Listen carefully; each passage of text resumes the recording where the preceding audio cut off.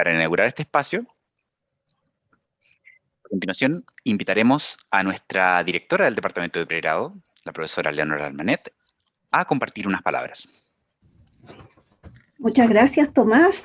Muy buenos días y buenos días para todos y todas, especialmente para Marisol Silva, nuestra invitada. Gracias por estar aquí. Yo te ponía en un Chile virtual, en un mundo virtual.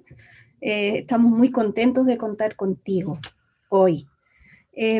Como todos sabemos y vivimos en nuestra cotidianeidad de educación universitaria, la entrada del colegio, de la educación media a la universidad es un proceso muy complejo y desafiante para estudiantes, pero también para docentes, académicos, para la comunidad universitaria en general. Este proceso de transición, de ajuste, se constituye a través del diálogo entre las trayectorias individuales de cada estudiante para su aprendizaje y en la cultura académica y social de la institución a la cual está llegando. Un rol fundamental juegan las y los profesores del primer año. Eso tenemos mucha conciencia y es por eso que tenemos un sistema, un plan, un trabajo muy dirigido a ese núcleo formador, que son quienes interactúan con el estudiantado y son los responsables de definir el ecosistema educativo, facilitando el involucramiento, la motivación y la autorregulación de cada estudiante, pero también del aula en la cual ese estudiante está inserto. Todo ello en aras de mejorar una experiencia universitaria y de aprendizaje de las y los estudiantes de manera exitosa, fortalecida y positiva. La educación universitaria, particularmente en este escenario de incertidumbre debido a la pandemia, está sometida a nuevas demandas, donde la reflexión pedagógica es fundamental para abordar los desafíos que se plantea sobre la necesidad de construcción de identidad, de logros académicos y personales para cada estudiante. Los y las estudiantes en la encuesta de experiencia en este periodo de educación remota de emergencia, que ya es más planificada, no tan de emergencia, nos muestran que valoran con fuerza a sus profesores que en su docencia, en su práctica diaria, muestran empatía, comprensión, disposición, flexibilidad, paciencia y preocupación. Aquí aparece un claro mensaje a reflexionar y conciliar con la docencia de primer año, y cómo esta también tiene componentes de equidad, de inclusión y de igualdad. Este conversatorio entonces seguramente nos orientará y nos permitirá profundizar en la relación docencia-aprendizaje para un proceso formativo integral, exitoso, donde el involucramiento, lo que se llama el engagement en inglés, tiene componentes afectivos, conductuales y por supuesto cognitivos.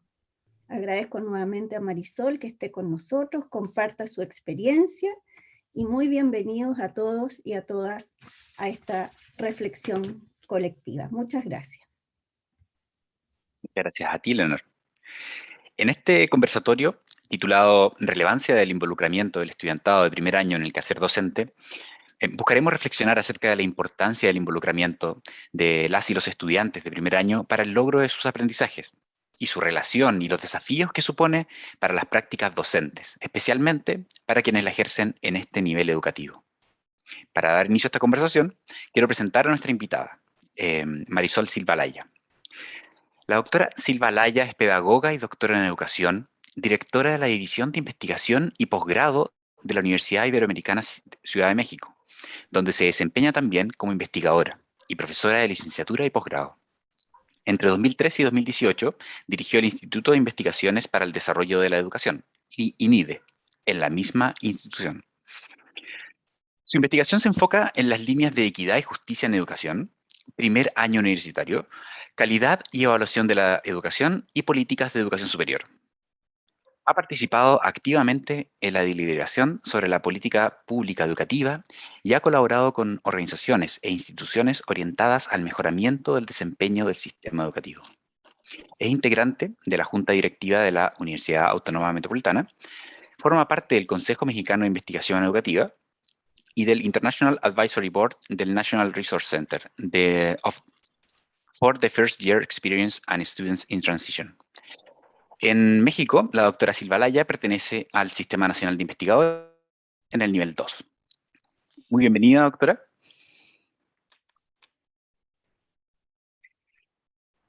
Es un gusto para nosotros poder contar con usted, por supuesto, para el desarrollo de este conversatorio. ¿Qué tal? Es mi turno. Gracias, Tomás. Al menos te saludar. Sí, sí, muchísimas gracias. Primero, muchísimas gracias por la invitación. Muchas gracias, Leonor, Viviana, Tomás y el resto del equipo que se pusieron en contacto conmigo para tener una primera plática acerca del conversatorio. Invitación que acepté con muchísimo gusto. Ese es un primer agradecimiento que quiero hacer porque creo que también compartir las experiencias es un modo de aprender y constantemente estamos aprendiendo. A mí me encantaría aprender también de lo que se está haciendo en la Universidad de Chile, de las inquietudes, preguntas sobre este fenómeno que nos involucra a todos y todas. Otro agradecimiento que quiero hacer fue la entrada musical en el momento de espera. Bueno, yo trabajo en México, ya se ha dicho, soy mitad mexicana, pero soy mitad venezolana.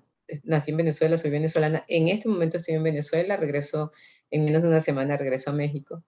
Y la entrada musical fue música venezolana, llanera, además, que es la zona de origen de mis padres, así que me sentí muy feliz escuchando los arreglos tan bonitos que pusieron en la entrada.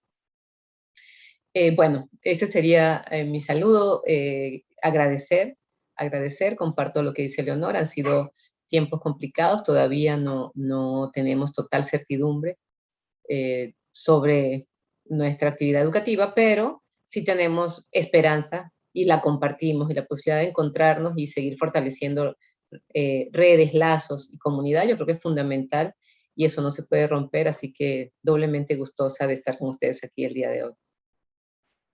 excelente, muchas gracias. Bueno, nos hemos organizado con 3 preguntas que nos permitirán avanzar en nuestra conversación y donde esperamos puedas aportar desde toda tu experiencia, saberes e investigación. Antes de comenzar con las preguntas, quiero recordarles a nuestra audiencia que pueden ir aportando sus reflexiones, inquietudes, preguntas, ¿cierto? En el chat, tanto en esta reunión de Zoom como en la sesión de YouTube. Tenemos ahí gente atenta que va a reunir esas preguntas y luego se las podremos hacer a nuestra presentadora.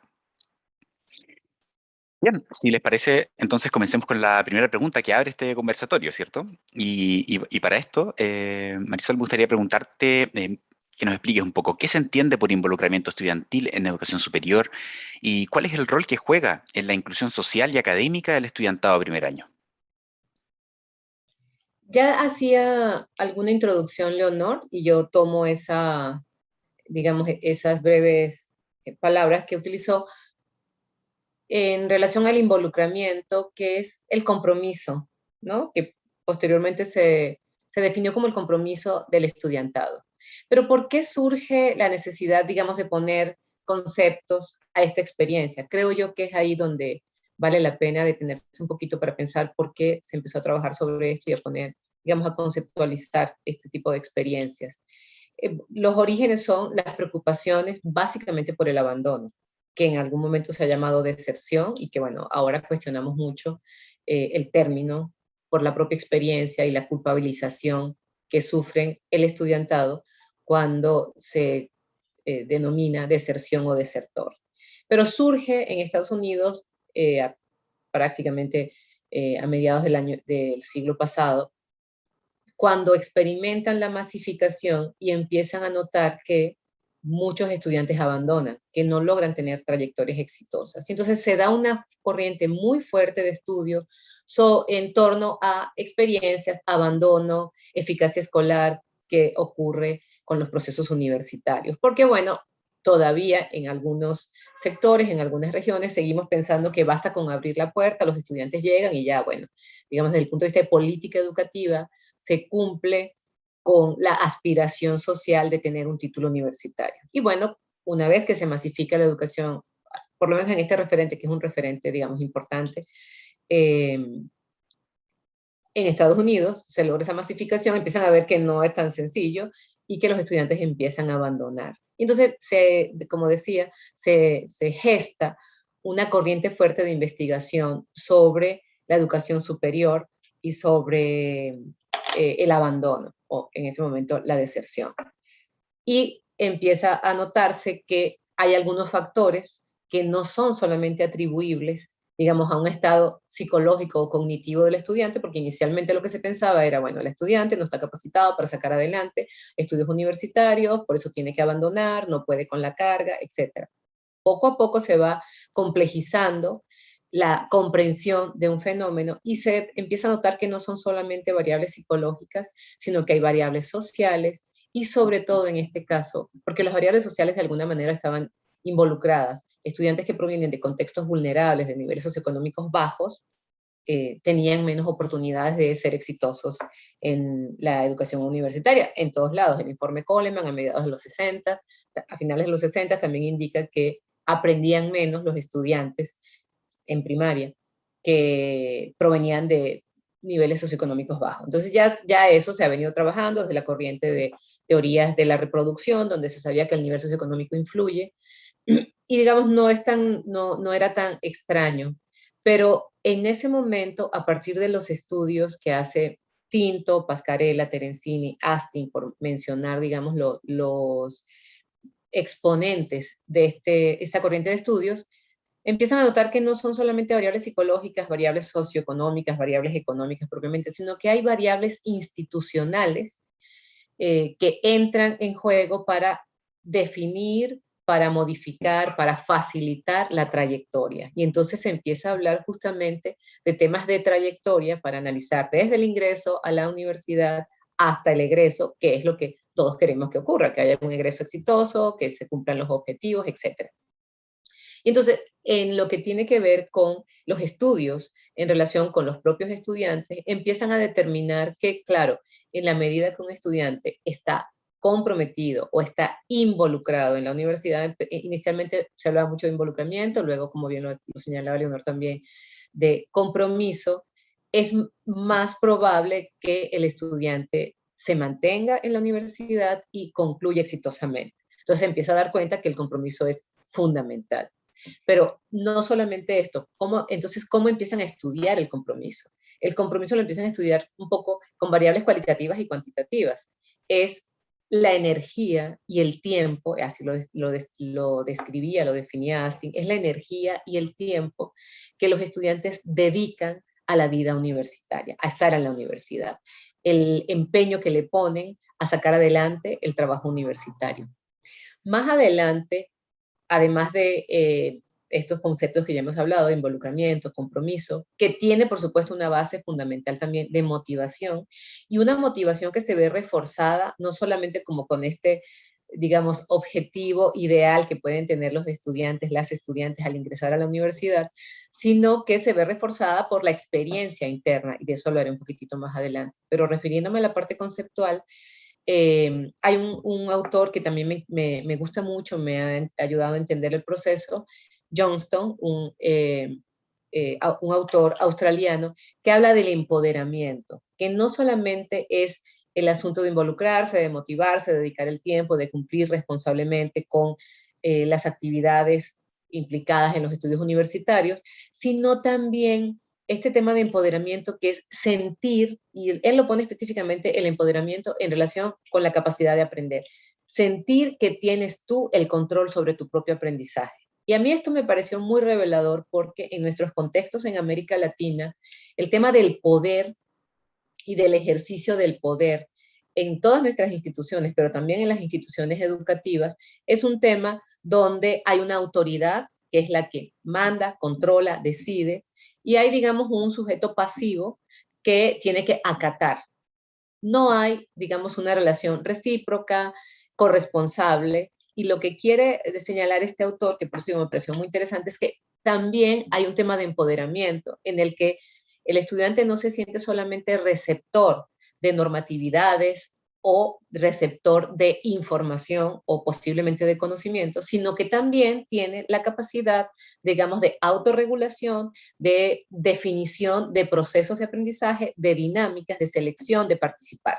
Entonces, finalmente me parece que estos tres conceptos, involucramiento, compromiso, empoderamiento, se pueden entrelazar en un concepto que puede ser este de participación activa y comprometida en la vida universitaria. Y en la vida universitaria, que está referida aquí en la pregunta, no solamente en los estudios formales y el cumplimiento de los planes de estudios y los currículos que están pautados, sino en una vida universitaria que también tiene un componente social, de relaciones entre pares, de relaciones entre profesores, profesoras, estudiantes y de relaciones inclusive de la propia comunidad universitaria con la comunidad exterior. Entonces, hay una vida social que también alimenta la experiencia universitaria, tanto como lo es la vida académica. Entonces, esa participación activa, comprometida con la vida universitaria en sus esferas social y académica es fundamental para lograr esto que ahora hemos llamado el tema de persistencia, para lograr la persistencia del estudiantado en sus objetivos académicos y, por supuesto, para lograr también los objetivos institucionales, que son aquellos de retener, que es la perspectiva de la institución. Entonces, tanto para la retención, objetivo institucional, como para la persistencia y la motivación, es muy importante el tema de la participación, el involucramiento y bueno, el empoderamiento. Ahora también el empoderamiento se utiliza en muchas esferas. Quisiera recalcar, para no desvirtuar el sentido que puede tener, esa capacidad de controlar tu propio aprendizaje, de definir dinámicas, procesos y de involucrarte en la toma de decisiones, que tiene que ver finalmente con una corresponsabilidad, no como un ente pasivo, solamente que recibe una orden, sino también como un ente activo, haciendo uso, por supuesto, de la agencia que tenemos todas las personas y que en esa fase inicial del estudiantado, donde está, digamos, definiendo su vida adulta, porque también es un tema que tenemos que siempre tener presente. Cuando los estudiantes, las estudiantes entran a la universidad, están justamente definiendo vida adulta, toma de decisiones, ya no son los papás quienes van a hablar a la universidad por los hijos, ya cada quien se comporta como ciudadano de una manera adulta, tomando decisiones. Entonces, el empoderamiento o el reforzamiento de esa capacidad me parece que es fundamental y reitero, es un desafío para las instituciones de educación superior, para las universidades, favorecer las condiciones sin renunciar a las responsabilidades que tenemos, digamos, por hacer operativo el cumplimiento institucional, pero sí facilitar esas condiciones para que los estudiantes se involucren, se comprometan, disfruten la vida universitaria y no resulte un peso, una carga excesiva, como ha sido documentado en estudios de transición, que resulta tan desbordante la fuerza y la energía que tiene que poner un estudiante, una estudiante, para integrarse a la vida universitaria, que termina por vencer sus capacidades y su fuerza, y bueno, termina, digamos, en una derrota o en un fracaso. Fantástico. Esta vuelta teórica, en este paseo teórico que tú hacías, queda claro entonces que el concepto que alguna vez llamábamos motivación, ¿cierto? Ha ido evolucionando nuestra comprensión de dónde está depositado esto. Va mucho más allá que simplemente de él o la estudiante que llega con su mochilita de motivación a la institución y que tiene que rendir de acuerdo a lo que se espera de esa persona. Y, y que se ha ido complejizando precisamente hacia el involucramiento y hacia la incorporación o el traspaso de la responsabilidad no solamente en la persona que ingresa a la institución, sino también en la institución y en las condiciones que les entrega. Y al término hablabas también de que todo esto significa un desafío para las instituciones necesariamente, responder a esta responsabilidad, a este compromiso que tienen también con sus estudiantes. Una forma de hacerlo es facilitando las condiciones para que las y los estudiantes se involucren con su proceso educativo en la universidad. Entonces, tal vez podríamos ahondar un poco en eso. Y desde tus investigaciones en temas de equidad e inclusión, ¿qué tipo de estrategias están desarrollando las instituciones de educación superior para favorecer el involucramiento estudiantil? Sí, la interpretación que haces y el preámbulo para esta segunda pregunta me parece de lo más acertado, pertinente, y porque siempre lo que hay que tener en cuenta es que la motivación puede ser un atributo personal, pero el compromiso, el involucramiento y la participación es una relación bidireccional, ¿no? Donde está la institución y el estudiante. Siempre que pensamos en la responsabilidad personal, queda la ecuación, digamos, inexacta. Nunca vamos a tener un resultado, digamos, satisfactorio, porque no es solamente responsabilidad personal, lo cual tampoco elimina la responsabilidad personal de cada sujeto en todas las decisiones que tienen que ver con su vida. En relación con la pregunta que me hace sobre algunas cosas que se han hecho en universidades, ha habido experiencias muy interesantes, digamos, en estas regiones donde se ha reconocido la importancia del primer año, la participación, el estudio global de las trayectorias en general. Una de las cosas que me parece que han sido exitosas son los seminarios de primer año, que han tenido diferentes denominaciones. En Estados Unidos, seminarios de primer año. Nosotros en México tenemos algunas experiencias como programas de integración propiamente, una universidad, digamos, relativamente joven, de principios del 2000, se creó justamente para dar ingreso a estudiantes que habían sido excluidos, inclusive estudiantes de diferentes edades. Cualquier persona que había sido excluida de la educación superior puede presentarse en esta universidad y tiene un mandato específico de equidad y de inclusión social.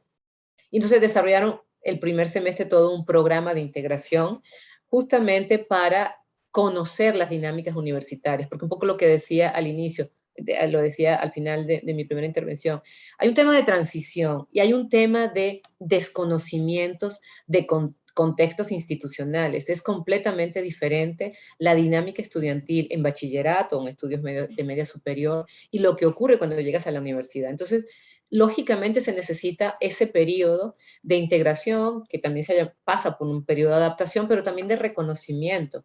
Cualquier transición en la vida humana es un periodo difícil, que necesita energías, estrés y, por supuesto, lo podríamos poner en muchos términos, pero acompañamiento para que haya una inserción, digamos, eficaz. Entonces, este programa es un programa básicamente de integración que respondía, y por eso creo que hay diferentes matices en este tipo de intervenciones, que respondía a esta población diversa, personas que habían dejado de estudiar por 20 años y regresan. Bueno, el programa de integración era evidente, pero un fuerte componente también de estos programas, bien sea de primer año o programas de integración, un fuerte componente tiene que ver con el refuerzo de habilidades de estudio, que siempre, inclusive de habilidades de manejo del tiempo.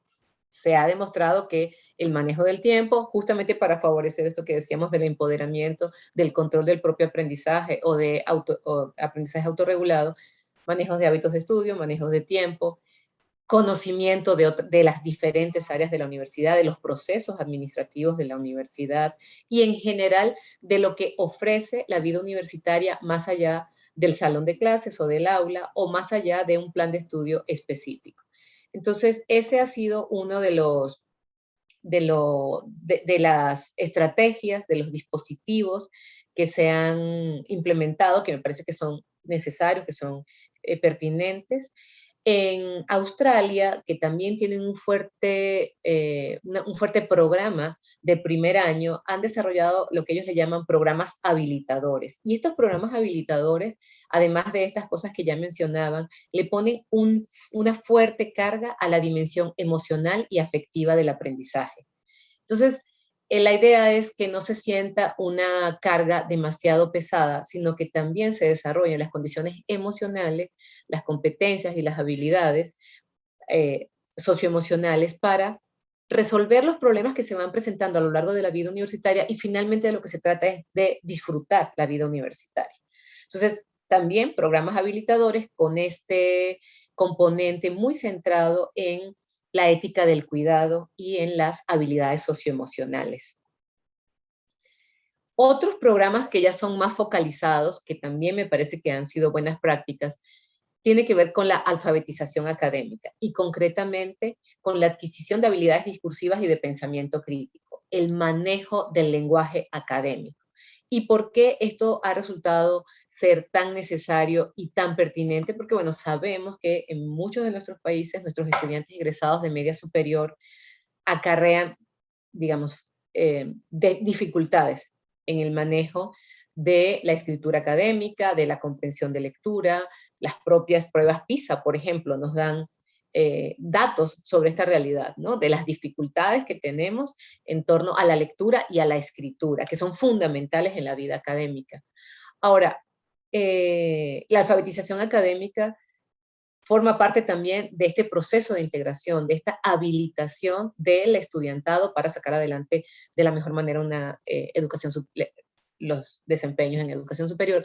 Pero aquí sí también quisiera llamar la atención sobre un asunto. Yo he encontrado en mi experiencia que prevalece una perspectiva del déficit. Estos chavos no saben, no tienen, y de alguna una visión de minusvalía, sobre todo de los estudiantes que hemos llamado no tradicionales o estudiantes que son primera generación en sus familias en acudir a la universidad, en asistir a la universidad. Entonces, cuando prevalece esta perspectiva del déficit, también se da en automático un menosprecio o una creencia entre el profesorado y las autoridades en general de que no van a poder con la carga. Entonces, si bien es cierto que hay que reconocer, esto es innegable, que están estas limitaciones de entrada, también es cierto que no podemos dudar de las capacidades y los talentos que tiene todo ser humano, la flexibilidad cerebral que ahora se ha estudiado con tanta evidencia que siempre se supo, pero ahora hay tantas evidencias tecnológicas, científicas acerca de esta capacidad enorme de aprender. Bueno, ya nos dice que posiblemente no se desarrollaron las habilidades la alfabetización académica necesaria y que siempre habrá la oportunidad en la universidad de ofrecer los espacios para esto. Entonces, la alfabetización académica me parece fundamental. Nosotros, por ejemplo, en la universidad tenemos talleres de lectoescritura, específicamente de escritura académica, para la realización de las tesis, para la realización de los trabajos, escribir un ensayo. A veces es el primer gran desafío que tiene un estudiante cuando llega a la universidad a escribir un ensayo, se siente completamente incompetente ante demandas de este tipo y por tanto la alfabetización académica en América Latina en particular ha demostrado ser de las intervenciones más propicias. Y bueno, otra serie de intervenciones para lograr ese involucramiento tiene que ver con la esfera social también, participar en clubes, en grupos, en asociaciones estudiantiles, tener una vida cultural rica que también te permita ampliar los horizontes y que apunte hacia una formación integral. Otra de las cosas que también demuestra, predice con una fortaleza impresionante el hecho de tener amistades. Vivir aislado en la universidad versus tener amistades, grupos que te acompañan, hace una gran diferencia. Yo creo que todos lo hemos vivido en la medida que también esos lazos emocionales están presentes en la universidad. Es más llevadera la carga cuando la carga resulta mucho más pesada de lo esperado. Otra de las cosas que ha funcionado en algunas, para atender ciertos problemas focalizados son las tutorías, por supuesto, las tutorías tanto académicas, pero, digamos, de profesores, pero también las tutorías entre pares. Nosotros hemos tenido experiencia de tutorías entre pares para acompañar a aquellos estudiantes que pudieran tener ciertas situaciones de vulnerabilidad, especialmente en el primer año, y para ayudar justamente a la integración, no solo social, sino también académica, recomendaciones de qué tipo de materias meter, con qué profesores inscribir las materias. Este tipo de redes sociales entre pares también tiene un gran potencial para favorecer el involucramiento, para favorecer la integración y es justamente el diseño de condiciones institucionales que permitan, digamos, sacar adelante de la mejor manera este binomio personal, estudiante y condiciones institucionales, porque todo ello requiere una red de apoyo y de planeación institucional para que, bueno, para que pueda funcionar adecuadamente. Fantástico. Y me agrada mucho escuchar que algunas de estas iniciativas, si no me equivoco, casi todas, son cosas que hemos probado y que están en funcionamiento en la Universidad de Chile en este momento. Ahí puse en el chat el enlace a nuestra unidad hermana, la unidad de aprendizaje, quien tiene iniciativas que, de la misma forma que tú describes, buscan precisamente acompañar desde, por ejemplo, las tutorías académicas y tutorías entre pares que mencionabas, este proceso de transición. Y mientras te escuchaba pensaba que lo que tienen en común estas estrategias es que de alguna forma permiten a las y los estudiantes de reciente ingreso a que se vayan familiarizando con los códigos institucionales y con las formas de funcionamiento de este nuevo espacio al que acceden, ¿cierto? Y al mismo tiempo que se van preparando en aquellos aspectos más emocionales y más sociales. Es un, lo que podemos reconocer a partir de lo que tú nos comentas es que es un momento en el que requiere mucha energía, como toda transición, ¿cierto? No es un momento normal o un momento de estabilidad, sino más bien de cambio. Y como tal requiere mucha energía. Y en ese sentido, darles el apoyo que necesiten se vuelve fundamental. Tanto para aquellos que vienen de entornos tradicionales como también los perfiles no tradicionales de estudiantes. Yo diría que para ambos. Una tercera pregunta que quisiéramos hacerte para compartir en este conversatorio tiene que ver con una bajada un poco más concreta, ya pensando en él o la docente de primer año. A partir de tu experiencia en pedagogía universitaria, ¿cuáles deberían ser las características de la docencia del primer año universitario para favorecer el involucramiento del estudiantado? Em, bueno, esta pregunta, y conversábamos un poquito en nuestro encuentro anterior, a mí me parece fundamental, y me gustaría empezar diciendo que es necesario trabajar, fortalecer, visibilizar la importancia de la pedagogía de la educación superior. Me parece que cuando hablamos de pedagogía en general, en América Latina, lo pensamos como un tema de menor importancia que pertenece a los niveles educativos previos. Si hablamos de pedagogía, estamos hablando de la escuela primaria, escuela secundaria, pero se ha asumido, inclusive en las políticas universitarias, en las políticas de educación superior, se asume que la pedagogía de la universidad está ya dada. Todo profesor que obtiene una plaza para dar clases en una universidad, asumimos que sabe dar clases, tiene conocimientos pedagógicos y tiene conocimientos didácticos y tiene la capacidad de implementar una práctica didáctica pertinente a las necesidades de los grupos escolares, y esto definitivamente sabemos que no es cierto. Podríamos, en el momento de que se abra a la plática, dialogar un poquito sobre esto, pero por ejemplo en México es un país, bueno, ustedes saben, enorme, tenemos más de 2000 universidades, una población de profesorado universitario, por supuesto, enorme también, y no hay formaciones especializadas para ser profesor de educación superior. Si vas a dar una materia en odontología y eres odontólogo, pues das la materia de odontología, y lo mismo pasa en todos lados, incluida a veces en educación. Entonces, sí es necesario reflexionar y construir mucho más sobre la pedagogía de la educación superior.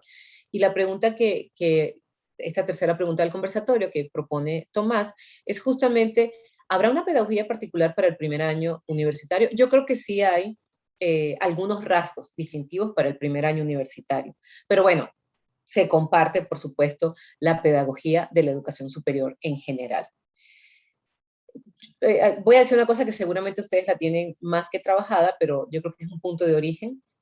El rol del profesor cambia, y no es que cambia ahorita, cambia también con la pandemia, también podríamos hablar de eso, para ver qué otros retos estamos enfrentando con el tema de la pandemia, pero cambia tradicionalmente por muchos años, siglos tal vez. La figura del profesor es la autoridad, o fue la autoridad, la encargada de transmitir conocimiento, transmitir conocimiento. Este paradigma cambia. Paulo Freire, que si bien no trabajó el tema de educación superior, pero nos hizo ver claramente el tema de la educación bancaria, de la transmisión de conocimientos, de depositar información en la cabeza de los estudiantes, y de una concepción desde psicología del aprendizaje, donde basta con presentar el estímulo para que ese estímulo sea apropiado y se coloque, digamos, del otro lado de esta relación estudiante-profesor. Evidentemente, esto ha sido muy cuestionado y, sin embargo, nos ha costado salir de ese modelo tradicional. Pero bueno, lo primero que tendríamos que decir es que definitivamente el modelo tradicional tenemos que superarlo. No funciona, ya no funciona desde hace varias décadas, y me parece que con las nuevas generaciones funciona mucho menos, ¿no? Necesitamos una pedagogía activa, una didáctica también activa, donde haya involucramiento y corresponsabilidad del estudiantado en el salón de clases. Hasta ahora hemos venido hablando de, bueno, condiciones institucionales, un poco todo lo que está ligado al estudio de las trayectorias escolares.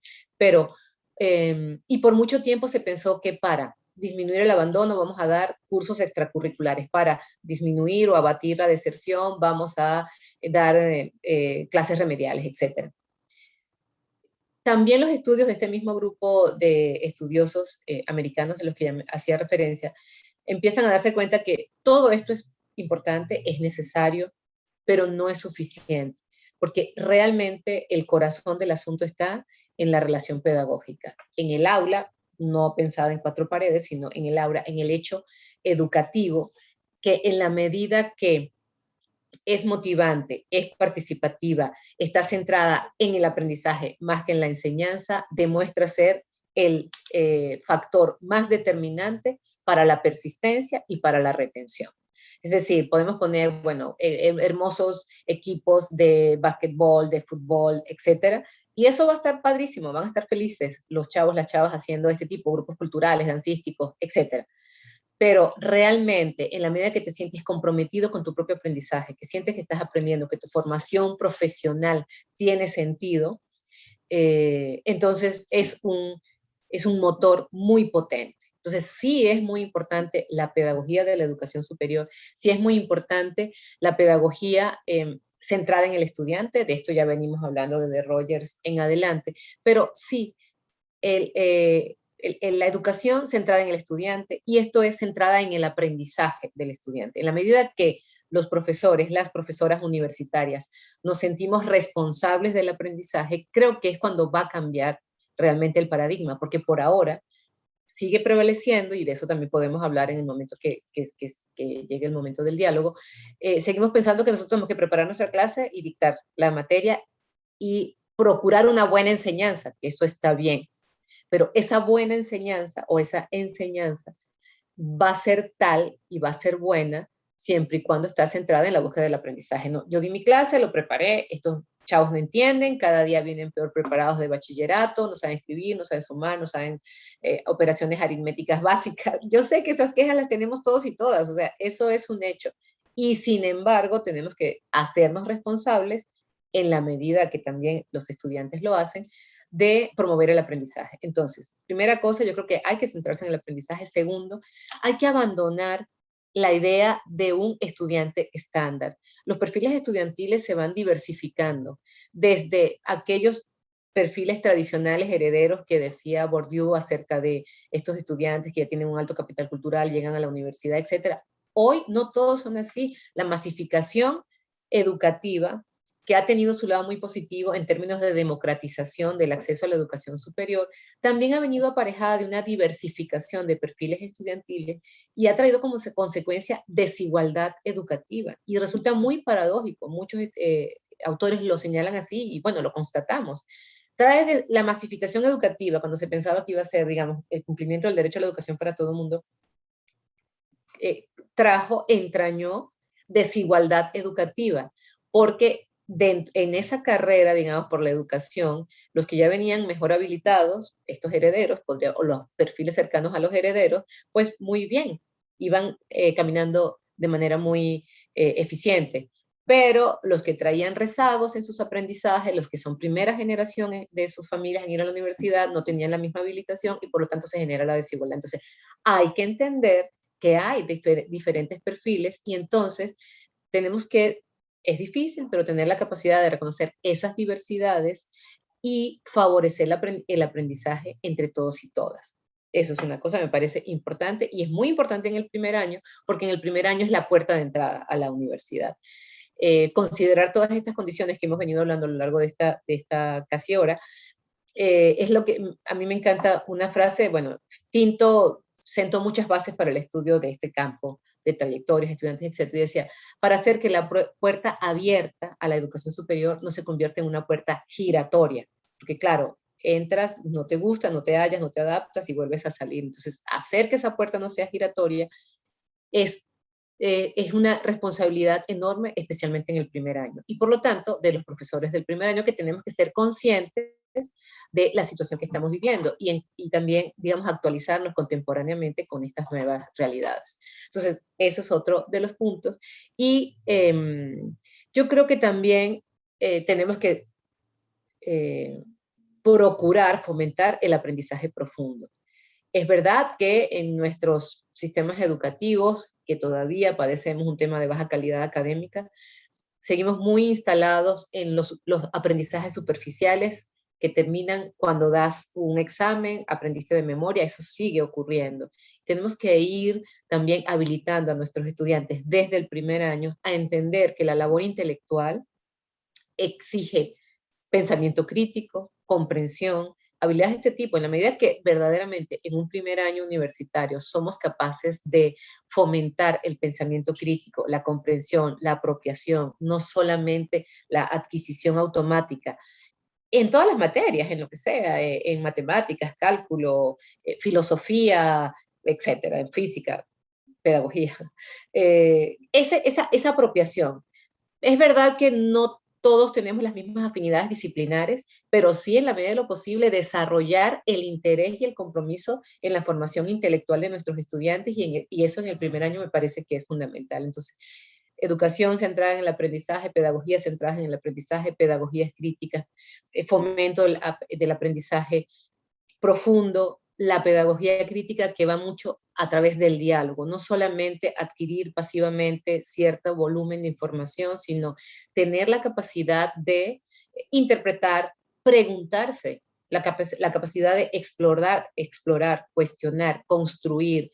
Creo que son habilidades fundamentales que debiéramos fomentar en el primer año universitario. Y siempre con el respeto al talento y a la capacidad. O sea, yo creo que algo que vacuna contra los estudios es hacerlos sentir que no son capaces, que son menos capaces. Me parece que ese equilibrio entre una motivación y un sentimiento de capacidad junto con una exigencia moderada, porque no se trata de, digamos, una actitud paternalista, de que todo va bien, ¿no? Como que este equilibrio, un poco como el mismo equilibrio que tenemos que tener como padres y madres, es necesario también desarrollarlo. Exigencias moderadas, exigencias donde hay participación, donde hay diálogo y donde poco a poco se va fomentando este tema de pensamiento crítico, apropiación, no solamente repetición de conceptos, repetición, aprendizaje superficial. Creo que es fundamental porque eso prepara las bases para continuar con el resto de la carrera universitaria que va creciendo, digamos, en exigencia y en complejidades. Muchas gracias. Ahora que mencionaste el tiempo, ha pasado rápido el conversatorio y ya nos han hecho varias preguntas. Y para poder un poco animar aún más la conversación, me gustaría invitar a las personas que nos estaban haciendo estas preguntas a hacerlas a viva voz. En primer caso estaba Alejandro. No sé si quieres hacer la pregunta, tal vez explayándote con mayor flexibilidad a través de tu micrófono, puedes hacerlo. Bueno, oye, muchas gracias. Muchas gracias, Marisol, por la charla. Ha sido muy interesante, especialmente porque, como comentábamos un poco en lo último que decía, muchos de los académicos somos autodidactas de la didáctica.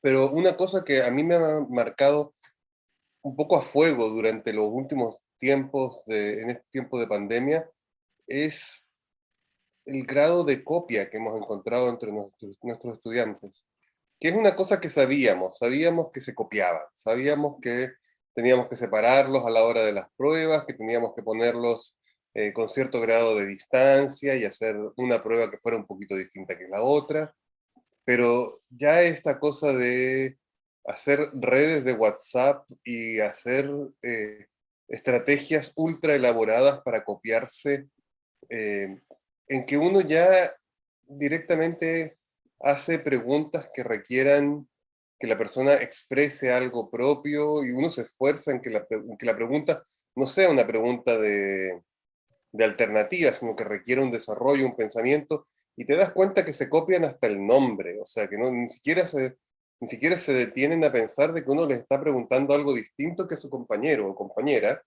y se copian a destajo. ¿Qué hacemos en ese sentido? Porque realmente no lo ven como algo detrimental ni para ellos ni para su formación y creen que no hay víctimas de esto. Yo intento explicarles que después se perjudican a sí mismos y perjudican a otra gente, pero es complicado. O sea, yo creo que también tiene una cosa de compromiso por medio. Eso, quería escuchar tu opinión. Muchas gracias, Alejandro. Sí, qué bueno que pones este punto, Alejandro, porque, claro, cuando yo estudio este tema y recupero algunas experiencias, eh, siempre es necesario rebotarlas con la realidad real, digamos, ¿no? Y estas son las realidades, ¿no? Donde dices, bueno, aquí eh, inmediatamente uno piensa que poner una disciplina más estricta podría ser la solución, y sin embargo, desde la filosofía humanista de la que estamos hablando, decimos, bueno, es que no se trata de reprimir, no se trata de castigar, se trata de buscar otras maneras de corresponsabilidad, tú lo dijiste. Creo que es un tema eh, difícil, un problema complicado, porque nos refleja la pérdida del sentido de la escuela, ¿no? Yo creo que va mucho más allá, eh, porque tú lo dices muy bien, para mí es un tema más bien, o sea, evidentemente no tengo una respuesta, me hace reflexionar sobre mis propias preocupaciones, y tiene que ver con esto del sentido de la escuela.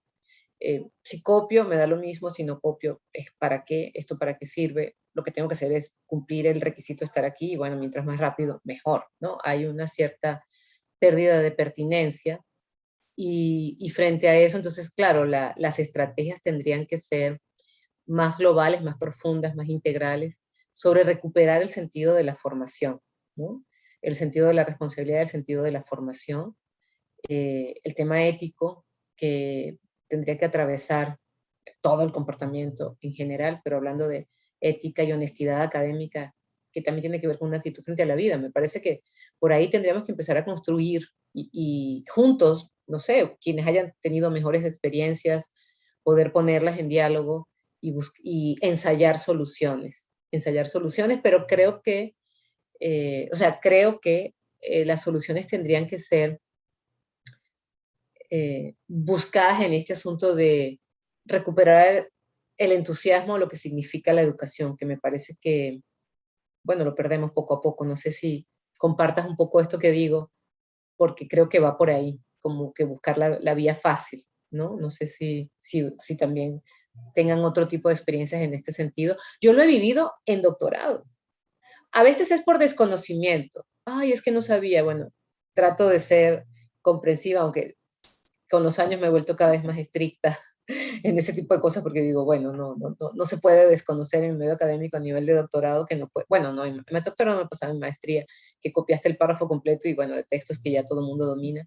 Entonces, bueno, siempre de entrada hacer como el contrato, digamos, el contrato pedagógico, esto está penado, o sea, como que conocer el conocimiento de las leyes como todo ciudadano, primero que todo que se conozca.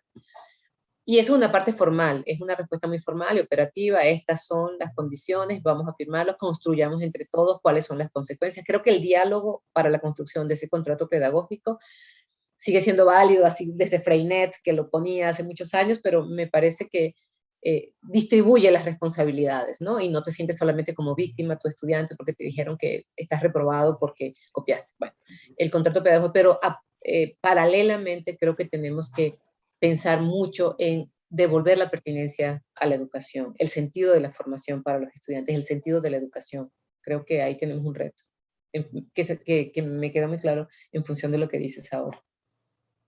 Muchas gracias. Sí, incluyendo, o sea, lo que dices me llama mucha atención porque tuvimos inclusive un caso en un doctorado, en que hubo que encontrar una persona que copió 3 frases directamente y no pensó que fuera, y esa fue su excusa, no pensé que, y uno se queda pasmado, ¿no?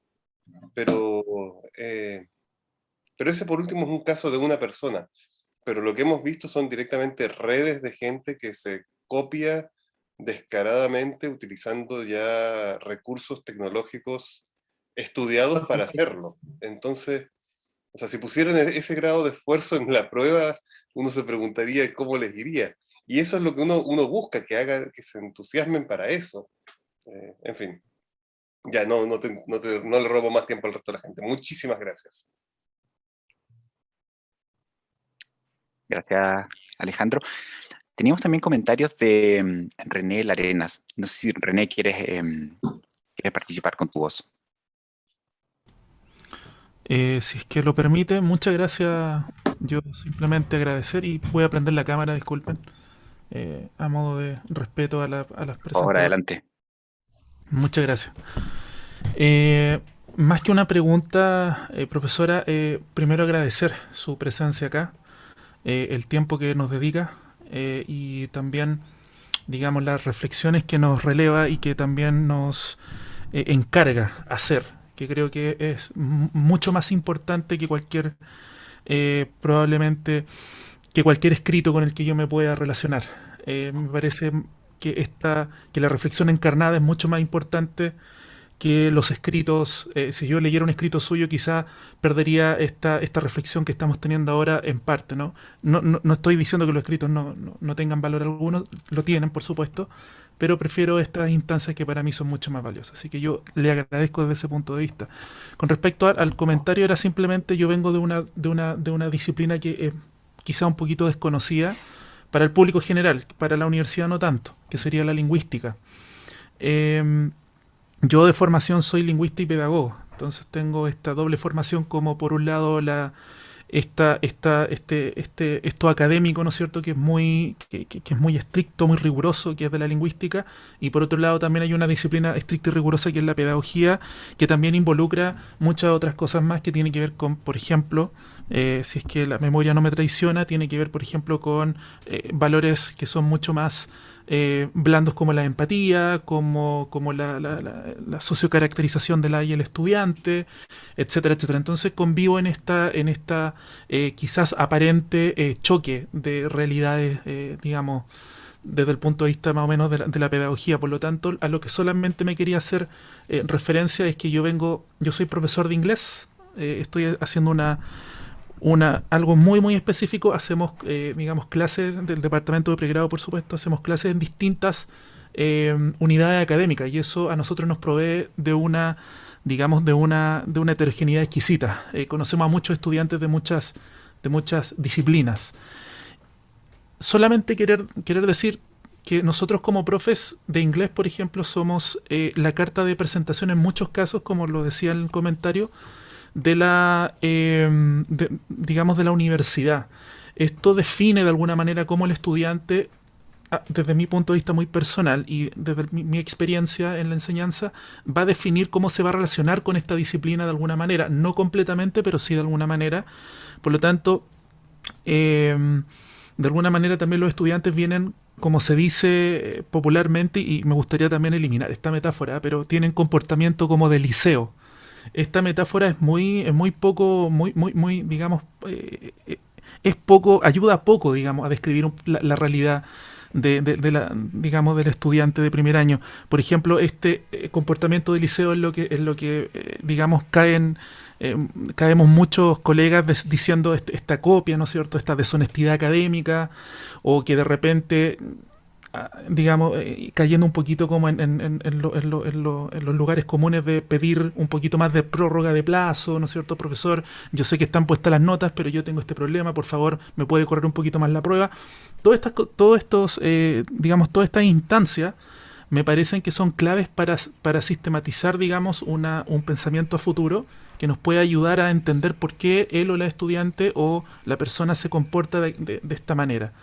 Y para finalizar, y como diría el colega anterior, ¿no es cierto?, el profesor anterior, para no robar más tiempo, simplemente me parece que deberíamos tener esa conciencia de que somos la carta de presentación en muchos casos a la introducción a la vida académica, a la introducción a la sistematización de un pensamiento crítico, y quizás también digamos, la introducción a la investigación y a la vida profesional. Entonces me parece que tenemos mucha carga de la que no nos hemos dado cuenta que llevamos.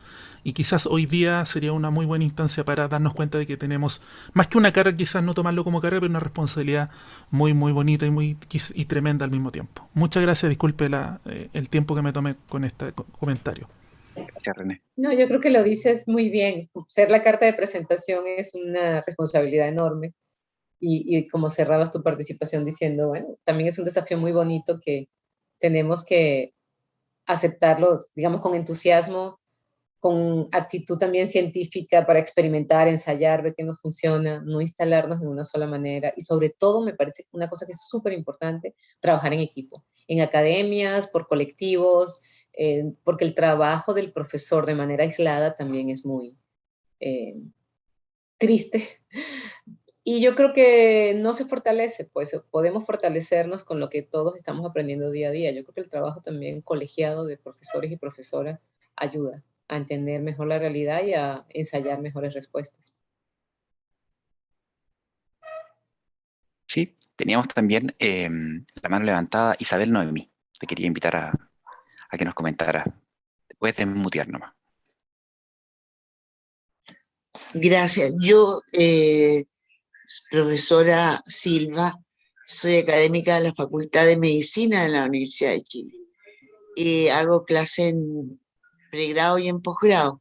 Lo que yo he notado por vejez es que los alumnos que llegan a la universidad ahora llegan como más niños, más inmaduros, tan acostumbrados a que los adultos en muchos casos les resuelvan los problemas.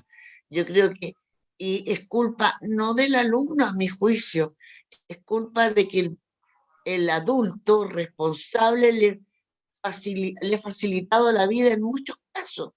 Y bueno, lo más fácil es copiar, sin asumir el hecho que todas las herramientas que uno le entrega van a ser para su desempeño personal, profesional, para hacer las cosas mejor en cada rubro. Si un médico yo lo veo copiando, profesora, y no aprende, claro, probablemente la internet le va a resolver algunas cosas que no aprendió oportunamente, pero la relación, las consecuencias de cada cosa que el Google le pueda ayudar,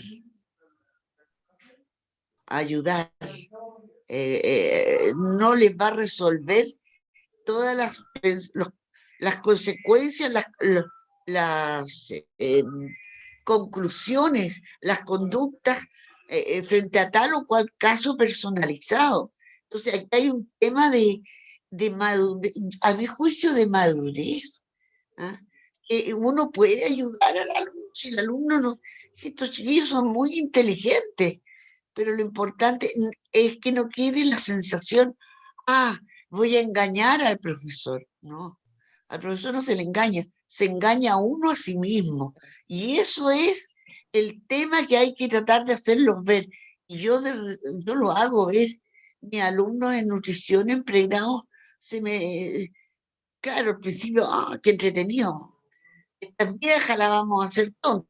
No, el alumno tiene que saber resolver, porque esto no es solo materia de la asignatura, es materia de la carrera, es materia de su vida. Es decir, seamos consecuentes. Yo eso nomás quería hacerle ver, pero el rol de nosotros hacerle llegar a ese punto en la vida, porque si no parten de eso, estamos mal. No es engañándose uno y engañando. No se puede engañar a los demás si uno mismo se engaña a sí mismo. Y tiene repercusiones en el futuro. Eso es solo lo que quería hacer, verse, doctora Marisol. Muchas gracias. Sí, muchas gracias. Yo creo que eso también es una realidad. Bueno, todo lo que ha dicho lo comparto. Hablando de la diversidad de perfiles y del cambio de generaciones, usted acaba de señalar uno.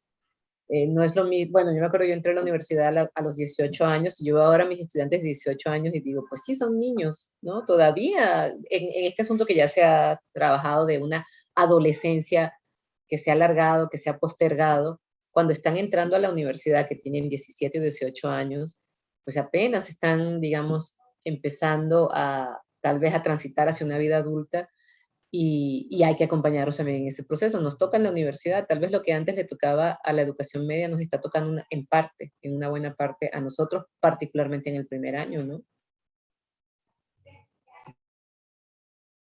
Muchas gracias. Para cerrar esta conversación tenemos una opinión más de Anita. Anita Rojas, Sí, ¿quieres comentarnos? gracias. Sí. Sí, muchas gracias. Ha estado súper interesante la discusión. Siempre es un aporte reflexionar sobre estos temas y nos ayuda en nuestras propias prácticas.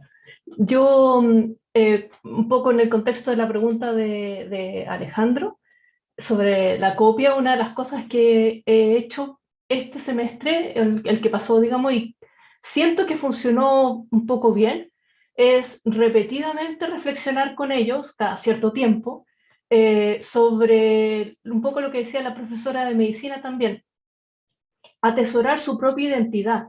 Los jóvenes tienen muy metido eso de la identidad, de ser originales, de mostrarse como ellos son, y no importa el prejuicio social y todo.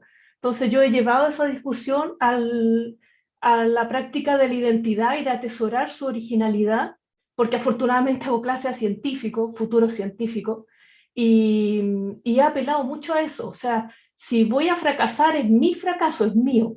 Y a lo mejor recordarles muchas experiencias científicas que han surgido éxitos de fracaso. Entonces, si se resisten a eso, si están copiando a otro compañero que les parece más sólido, ¿dónde está su identidad, su reconocimiento de yo doy hasta aquí? A lo mejor este compañero va a pasar soplado por el lado mío y yo hasta aquí llego yo, pero este soy yo y soy así y me muestro así. Y siento que ha funcionado, por lo menos no, este semestre que empecé con este discurso lo reflexioné durante el verano respecto a la copia que había sentido el año pasado. Siento que ha disminuido, que han hecho propio este discurso de ya esta es mi respuesta. Claro, después cuesta decirle, oye, estás equivocado porque no es así, pero bueno, tiene un contra, pero con argumentos y con respeto, corrigiéndoles con cuidado, también respetando su identidad, diciendo, mira, está bien tu punto de vista, pero fíjate que porque en matemática está bien o está mal, digamos, pero también cuidando que me mostraron quiénes eran en su prueba. Entonces, ese discurso, y lo he repetido cada cierto tiempo, siento que les ha permeado, que se han empoderado en el sentido de decir, bueno, ya fracasé, pero fue mi fracaso. Ahora, ¿cómo me rearmo? ¿Cómo lo hago para mejorar? Entonces, la identidad y atesorar la originalidad creo que son temas que por lo menos siento que han funcionado un poquito mejor. Gracias. No, gracias por compartir. Yo creo que estas experiencias, cuando las compartimos y nos nutrimos en estos espacios, ayudan mucho. Me parece que es una muy buena manera de ensayar. Sí, el tema de identidad entre jóvenes. También engancharnos con lo que es interesante para ellos, ¿verdad? Creo que también eso está bien, ¿no?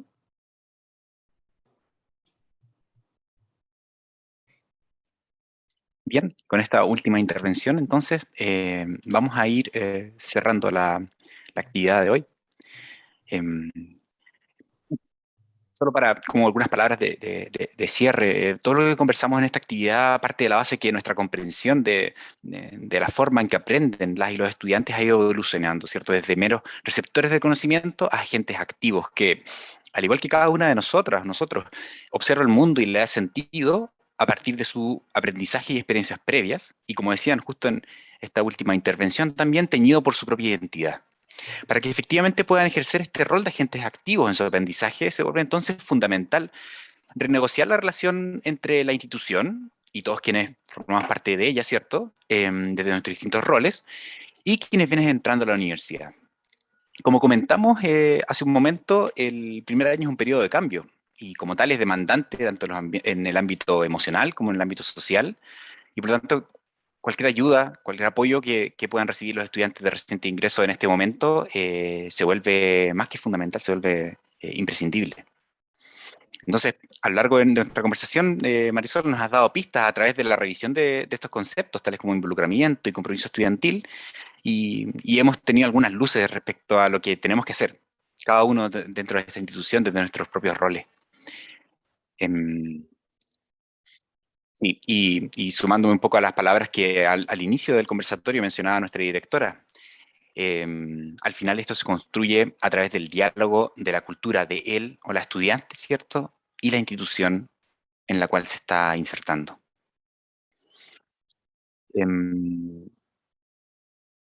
Agradecemos, por supuesto, muy fuertemente a nuestra invitada, doctora Marisol, por por su exposición tan clara acerca de estos conceptos y su respuesta a cada una de nuestras interrogantes, tanto las que teníamos preparadas como a las que espontáneamente surgieron por parte de nuestra audiencia. Y para los demás, les invitamos a contestar una breve encuesta acerca de esta actividad para que nos retroalimenten y podamos mejorar las actividades futuras, cuyo enlace vamos a compartir ahora en el chat. Y desde ya los dejo invitados a todas y todos a nuestro próximo panel en línea, titulado ¿Cómo implementar actividades prácticas en el aula remota? Experiencias de innovación docente en educación mediada por tecnología, que se va a realizar el jueves 26 de agosto entre las 10 y las 11:20 horas, al igual que nuestro conversatorio de hoy. Como siempre, les invitamos a revisar en nuestra página de A Virtual toda la información acerca de las actividades de formación docente que realizaremos y a compartirla con sus pares y sus redes. Les recordamos que pueden revisar todas las actividades, ya que han quedado grabadas tanto en este espacio como en el canal de YouTube. Y por último, por supuesto, nos pueden contactar de manera espontánea a nuestro correo de la unidad, docencia.pregrado@uchile.cl. Muchas gracias a todas y a todos por su participación. Nuevamente, muchas gracias, Marisol. Y desde ya les invitamos a pensar desde una perspectiva más inclusiva la atención al primer año universitario, un espacio, un momento en la formación de nuestras y nuestros estudiantes que siempre va a recibir nuestra especial atención. Que tengan una excelente jornada. Buenos días.